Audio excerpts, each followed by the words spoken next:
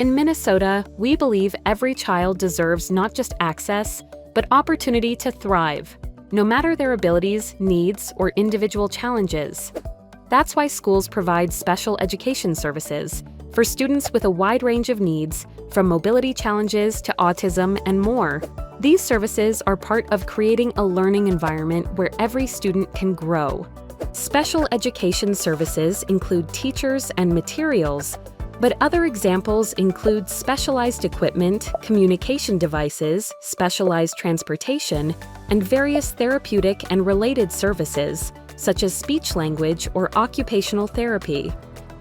In Minnesota, school districts are required to provide special education services to children from birth, which is often accomplished through early childhood special education programs. These tools and services help students with disabilities and make learning a better experience for all students.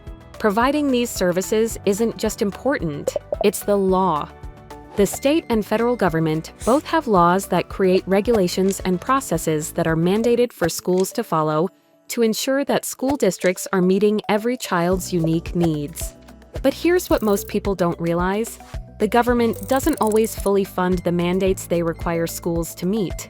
In fact, they don't even pay for the amount that they agreed to support. For example, while the state has recently increased support for special education, schools still have to cover a significant portion of the costs from their general budgets. This is commonly referred to as a cross-subsidy. On average, only about 2/3 of special education costs are covered for schools. But the mandates to provide these services don't go away, regardless of how much funding is provided.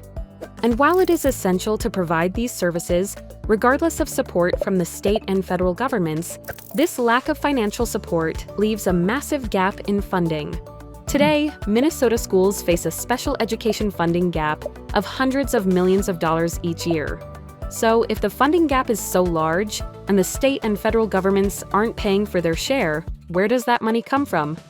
The responsibility of making up that difference falls to local school districts. And sometimes the only way to do that is to use the general education budget, funds meant to serve all students. Let's be clear, students with special education needs and their families are not to blame. The problem isn't our schools, it's policymakers who haven't kept their funding promises. We need the state and federal government to fully fund the services they've mandated. Minnesota schools are committed to stepping up to serve every child, every day. But as the funding gap continues to grow, we face hard decisions on how to maintain the programs and support that all children need to succeed. All students deserve to thrive, and schools deserve the funding to make that support possible. Learn more about the issues and how our school budget is structured.